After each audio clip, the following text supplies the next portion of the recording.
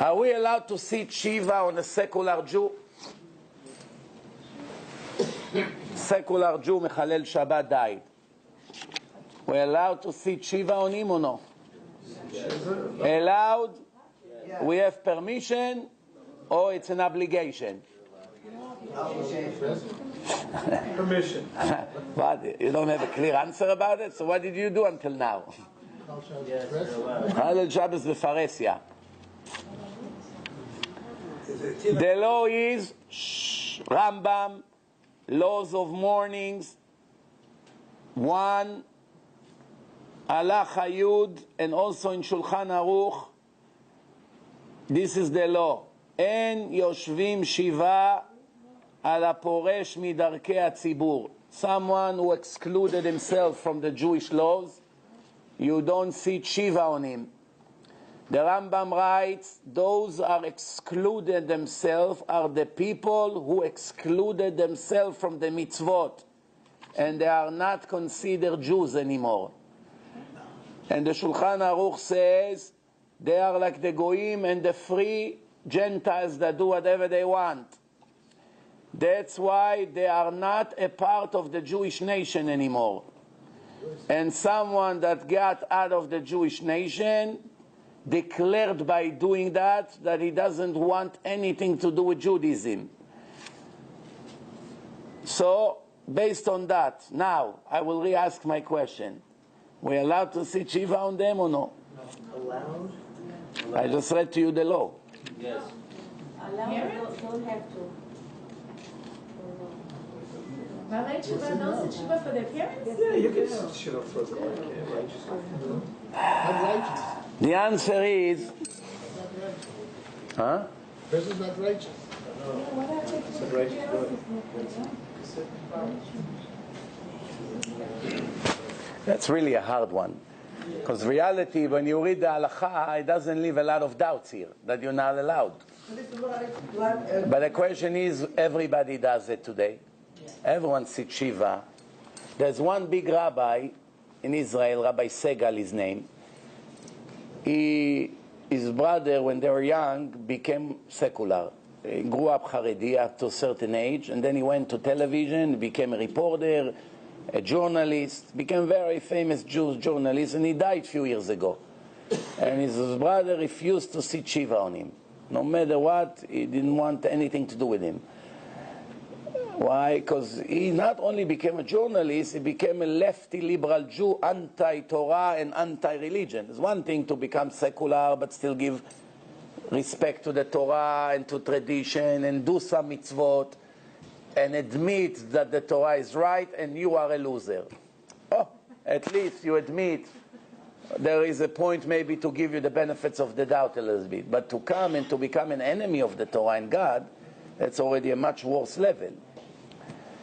So the question is, how do we allow to sit Shiva on people like this today? We count on few things. Maybe they are tinokot shenishbu. Maybe they never knew, maybe they didn't learn, maybe they didn't understand how severe it is to be Mechalel Shabbat. Are you allowed to sit Shiva after a couple in the Hitler? Allowed to sit? After a couple, you know what a couple is? Capo, yeah. Yeah. Are you allowed to sit Shiva? Capo, it's a problem. Why? If he wouldn't be cruel to the Jews, they'll kill him, or they torture him. Yeah. It's not that he wanted to do it out of his will. It's already a problem, because, you know, if a person put a gun to your head and tell you, beat up another Jew, if not, I'll kill you, you're beating him up to save your life, not because you want to beat him up. They got killed anyhow, yeah. But they say that some of the couples actually enjoyed it. They got into the job pretty well. Yeah. Those obviously not, but the ones that were forced, because you have to understand, even though the Torah says, if they tell you to kill another person, if not we kill you, you're not allowed to kill him. You have to die. Yeah. But if a person killed him because he was afraid to die, he violated the rule of the Torah. Yeah. But can he get the same exact punishment like a murderer who went to kill someone out of his free will?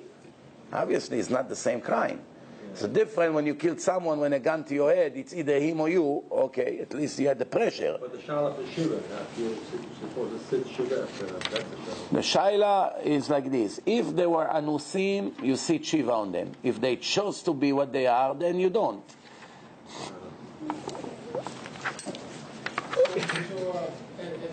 So bottom line, after reviewing what I see here, I don't really find enough reason why it's permitted to do it. But reality-wise, you see, that's what everyone does.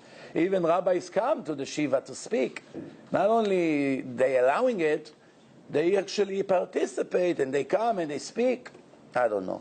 Maybe they count on the fact that before he died, he did tshuva.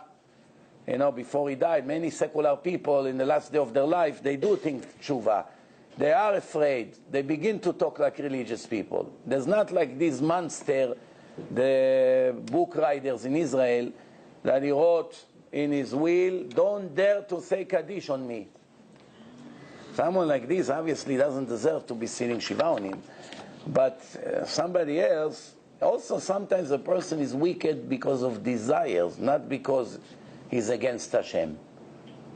Why it's not kosher? Because he hates Hashem? No. Why is Mechalel Shabbat? Because he hates Hashem? No. It's the desire. It's desire for money, so he open his store. It's desire for pleasure, so he drive the car. It's desire for delicious food, which is not kosher, and it's in front of him right now. So, but it doesn't really necessarily mean that he hates Hashem. He doesn't care about Hashem when it comes to his desire, which is already a huge problem. But there is a difference between I don't care about Hashem or I hate Hashem, which I try to do everything on purpose to get him angry. You understand the difference or no? Which means if you put two pieces of meat, glad kosher and completely not kosher, in front of him, since he has strong desire for meat, he will eat the kosher. Why to get Hashem upset for nothing? I have another alternative. The problem is when he's only non-kosher, now he's very hungry, he cannot hold his desire and he eats it. Can we say he ate it because he hates God? No, he just loves desires. That's what's going on here. However, there are people that on purpose they would eat from the non-kosher meat. On purpose. In that case, that's already a much worse level. So we have basically still a dilemma why they're allowing it. Technically, according to the law of the Rambam and Shulchan Aruch, it's not allowed. Not allowed. A convert that became an Orthodox Jew and his biological parent died, does he have to sit Shiva on them or no? Yes. He can. There is a question if he's allowed to say Kaddish on them. The answer is allowed. Allowed. The question is, what happened? What happened if they died and he wants to sit Shiva, to rip his clothes, to sit on the floor for 7 days? The options are not obligated but allowed, or not allowed. Which one of the two? He's not obligated, but he's allowed, but they're not really his parents. Right. They're converted. They're not his parents, but he say Kaddish for them. Yes, to show But Kaddish, even a stranger can say. We have people that send money to guys in our yeshiva, and they say Kaddish for strangers. They go by the list. They have a list of names. They send money every month. They say Kaddish for them because they don't have sons that are Shomer Shabbos. What was the custom? You need Shomer Shabbat to say Kaddish. Someone is violator of Shabbat is like a goy. What is your Kaddish going to help? You know? Did the father support him as being a Jew, the son? He supported him as... Oh, so Rafi suggests maybe the goyim parents actually support that there will be a Jew. Sometimes they're against it. Does it have to do with the decision if to sit Shiva on them or no? The answer is doesn't have an obligation like a Jew has an obligation to his father. Because after all, once they converted, their parents are not their parents anymore. But he can do what the goyim do in this area. If the goyim puts flowers on a grave, whatever, that's what accepted over there. He can go and put flowers on a grave. Can I ask you, what is the nisach that when a child left the religion he married a shiksa, so the parents said Shiva. What's the idea? That's only a symbolic thing. It's not required by law. They want to show to the world that they're so disgusted by their son's actions that he ended up intermarried. So they see Shiva like to declare to the world, for us he's dead. Which also there's another reason for it. By the Hasidim, for instance, if one of your kids go off the derech, many of them holds it against the parent. Even though the parent could be Yitzchak Avinu, that had Esav. But they hold it against the parents, and the parents pay the price, and not only the parents, the siblings also. It's affect their marriages, their shidduchim, it messed up the whole life of the others. Yeah. So sometimes the parents wants to do something drastic to say, we have nothing to do with what he chose to do. We're against it, we discussed it, he's dead for us. Here, we're sitting Shiva for him. Or even to show that... To show that we're not accepting him. We're not those kind of parents. Come, Itzi, come with Christine. No problem. We're your son. We love you anyway. You understand? They don't want but by other people, they tell you, many parents tell me, what am I going to do? My son wants to come to me with Christine. What am I going to say? I'm going to tell him, don't come? It's a big problem. But the Druze, that saved them, that shot those Arabs in the shul. So the Rav Reuben was the Rav of the shul went and he said special tefillot for him. And his neshama should go to up to Shemayim. The police. I don't know if he said Kaddish or not. For the Druzi, for the policeman. Yes. The rabbis went to his funeral. They went to. That's right. Yeah, but that's already Kiddush Hashem. That's gratitude. That's a goy that is loyal to Israel. And they love the Jews. They never made problems to Israel. The Jews are very good and very loyal goyim. It's actually a privilege if finally you have goyim living among you, that they all would be like them. I wish it would be the case. So now, they citizen, according to the laws of democracy, they equal to Israelis in any possible way. But even according to the laws of the Torah, this is a loyal ger toshav that lives in Israel and he has rights. Yeah, and plus, on top of all that, then he came and gave his life to save Jews. And the Gemara already have examples of goyim who sacrificed their life to save Rabbi, and they went to heaven, the heaven of the Jews. The Gemara say, what was the name of the Rab that was holding the Sefer Torah? Asara Arugei Malchut. Asara Arugei Malchut. Ben Tardion. Rabbi Hanania Ben Tardion. They wrapped him with the Torah and they put sponges soaked with water. And the Roman soldier, he had a torch and he was supposed to burn him with the Torah. So why they put cotton balls soaked with water? That to slow his death.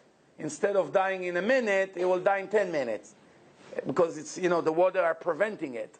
So what happened? So the guy said to him, Rabbi, if I'll make the fire directly on you, I go around, bypass this cotton, and make the fire high. Would you take me with you to Olam Haba? You take me to where you go? So the rabbi told him yes. He said, but swear to me. And he swore to him.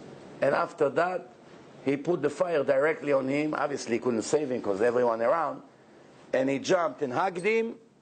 And they both got burned together. And the Gemara said there was an announcement in a court that this guy is welcome to Olam Haba.